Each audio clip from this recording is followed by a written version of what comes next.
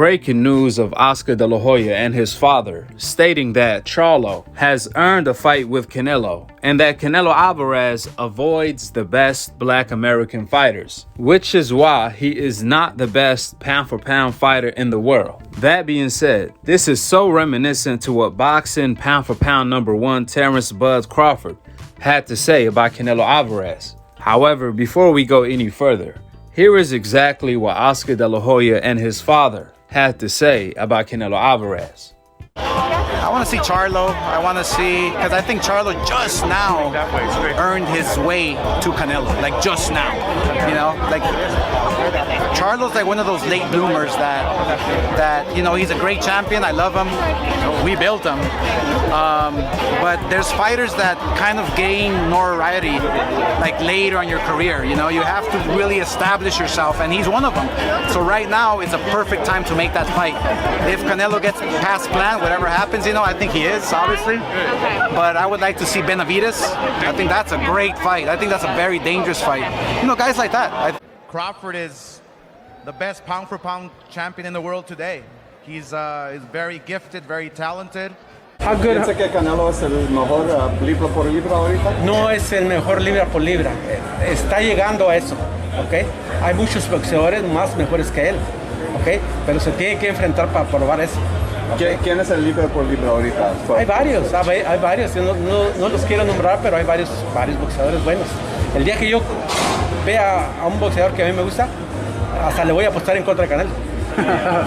¿Sí? Porque él está chaparrito, está igual que yo. ¿Ok? ¿No piensas que algunas personas dicen que Canelo es el mejor mexicano peleador o boxeador? Todavía no. Ha habido muchos. Entre ellos Julio.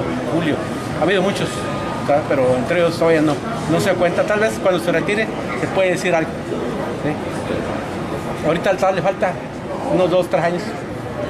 Ya cuando lleguen los trancazos más duros, entonces ya va a decir, ay, Caneco, está duro todo esto. ¿Sí? ¿Y si llega a ser el campeón indiscutible de la 68, Canelo? Yo creo que va a estar duro para que se conserve allí, porque los peleadores esos de 168 son duros. ¿Sí? Cuando se enfrente a esos morenos, hay unos morenos que están duros. Entonces no digo el quién, pero están duros. ¿Sí? Y Canelo también le entra los golpes. Esa es una de las cosas que dijo Crawford, que Canelo le estaba dando la vuelta a los afroamericanos. Ándele, así. ¿Usted está de acuerdo con eso? El dinero está, él quiere hacer dinero, el dinero, ¿tá? Es lo importante para la carrera de boxeador, el dinero, ¿tá? ¿Qué en su mente quién es el mejor afroamericano ahorita? Hay Terence Crawford, Charlo acabo de pelear, excuse me. Hay varios. Yo los tengo en la lista. Ajá. Tengo que chequear cada uno, sí, pero yo sé que Canelo no se encuentra entre los mejores de ellos. En ese peso. It's more than fair to say that the walls are closing in on Canelo Alvarez. See, at the end of the day, or at least the night, a person can be the best thief in the world, but there's only so many banks he or she can rob before they get noticed, which is exactly what's happening to Canelo. Listen, I'll be first to admit, there is no doubt about it. Canelo doesn't get his credit when it comes to ducking. He is the best duck that the sport of boxing have seen in the history of the sport. But there's only so many fighters Canelo is going to avoid before the world notice. See, it doesn't matter how good Canelo is at cherry picking. The world have noticed him as the duck of boxing. All of this is documented in history. Canelo Alvarez vacating his WBC title in order to avoid his mandatory Jamal Charlo. But then, when Canelo has an easy mandatory in Avni Yildirim, Canelo requests to fight Avni Yildirim, his sparring partner that's coming off a loss for Benavidez belt, after turning down 2 offers to fight Benavidez for the WBC title. In other words, Canelo, just like a thief, stole Benavidez belt in order to become undisputed in the weakest division in boxing if you eliminate Benavidez. Then a year later, Canelo Alvarez is looking to vacate his WBC title to his mandatory David Benavidez. You really can't make this up. Canelo Alvarez will go down in history as the fighter who vacated the most world titles in order to avoid the dangerous fights, the best versus the best, that the whole world wanted to see. All for what? To protect a record that is not even perfect. How embarrassing. Off the dome, I can recall Canelo Alvarez vacating his WBC title to avoid Triple G before Gennady Golovkin got exposed. Canelo also vacated his WBC title and gave it to Charlo in order to avoid that fight. In addition to that, Canelo Alvarez vacated his IBF belt in order to avoid another dangerous mandatory that Charlo took care of, Devyachenko, who went on to beat Triple G. He put a beating on Triple G. However, he got robbed in the process. Now today, Canelo is looking forward to breaking his own history of vacating titles to avoid dangerous fighters by vacating the WBC title at 168 to his dangerous mandatory, David Benavidez, who's still undefeated and the youngest 168-pounder champion of all time. Andrade is also moving up to 168 to become the WBO mandatory to Canelo Alvarez title. Canelo most likely will vacate that title as well, just like he's going to vacate the WBA title to the dangerous champion, David Morrell, the undefeated Cuban. So now that 168 is becoming one of the deepest divisions in boxing, after being the weakest, now that all of these champions from middleweight are moving up, Canelo all of a sudden decided to move up all of the way to cruiserweight to fight at a catchweight at 190, 10-pound difference, in order to fight Makabu, an unknown fighter that fought nobody, who's actually fighting this month.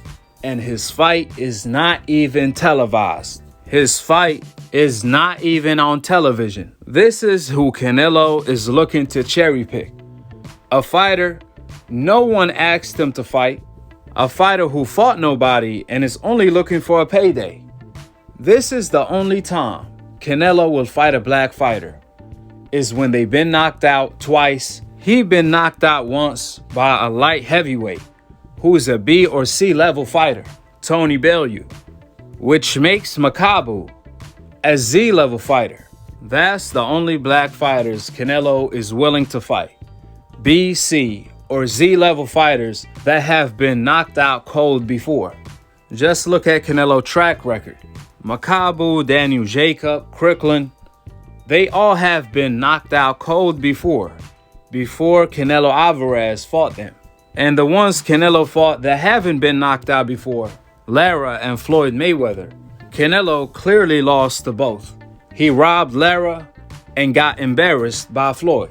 Ever since then, Canelo haven't fought an undefeated black American fighter till this day, which has been 9 years. It's been 9 years in the making, and Canelo have been ducking all of the fighters on the coincidental list. It's been well documented that Canelo Alvarez turned down $40 million guaranteed to fight Andrade for undisputed.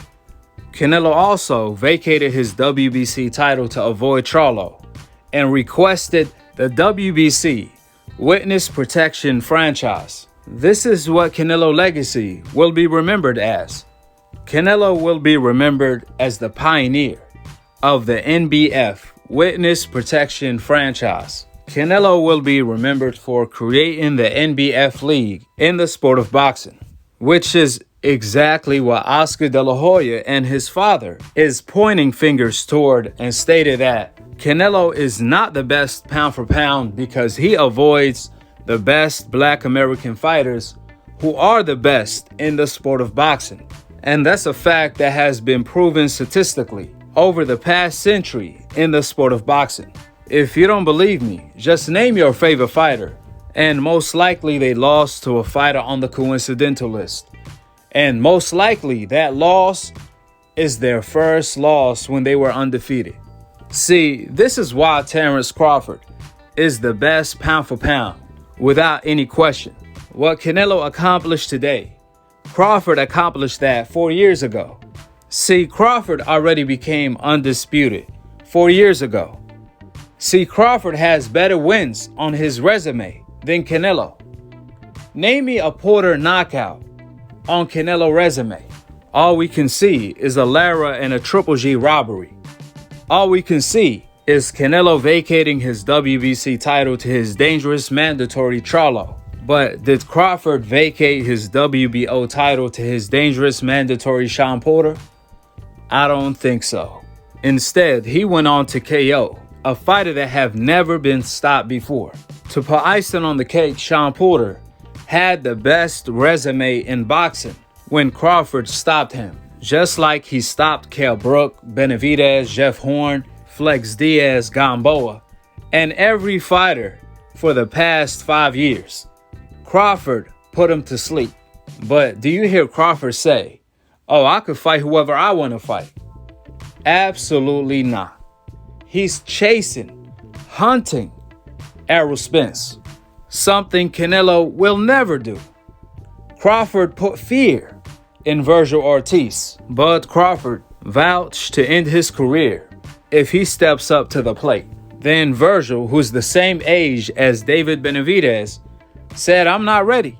Do you see Canelo doing the same to Benavidez? Absolutely not. Canelo has never been the best fighter in any division he campaigned in.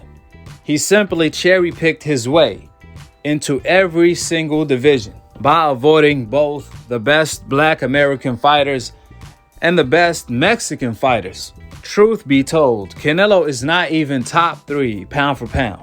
Since Canelo is not even the best in his own division, then obviously there is no freaking way he is the best in the world. Last but not least, what Canelo Alvarez is doing in the sport of boxing is only choosing to race against white people, then claim he's the fastest man in the world. That's equivalence of choosing to play basketball with only white people, then claim he's the best basketball player in the world. That's exactly what Canelo Alvarez is doing in the sport of boxing. And not to mention, cheating by taking steroids in order to get an edge. That's what Oscar De La Hoya father is pointing out. That's what Mike Tyson, Chavez, Barrera, Morales, and all of the Mexican legendary fighters that told Canelo to step up to the plate and fight the best Black American fighters are critiquing Canelo for. The exact same thing I point out daily, because the truth is universal. However, decaf alert, according to the Canelo fanboys, that's called hating. The absolute truth that they can't dispute, it's nowadays labeled as hating. However, you will always get facts over emotion over here. It's always facts over your emotional opinion. Facts always trump opinions. That's why you decafs can point out anything I stated in this video you guys disagree with. With the facts being laid out, drop your thoughts in the comment section below, subscribe below, and click on the notification bell.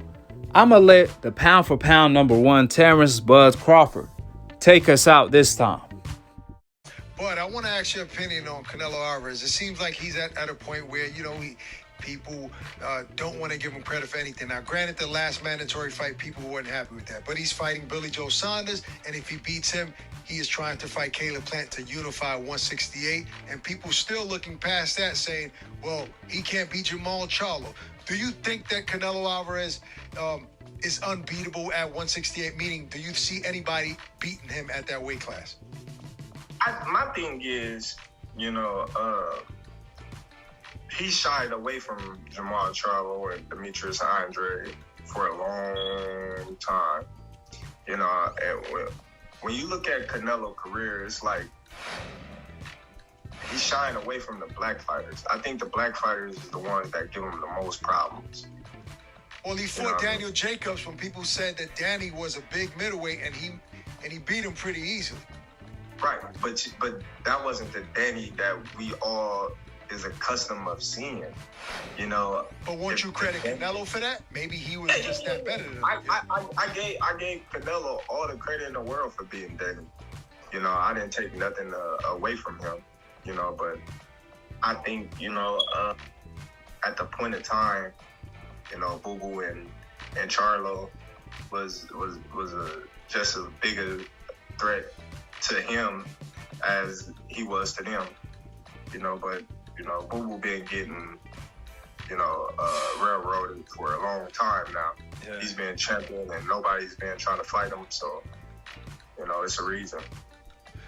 Definitely two guys that probably should have had the. But I'm saying, do you see Canelo beating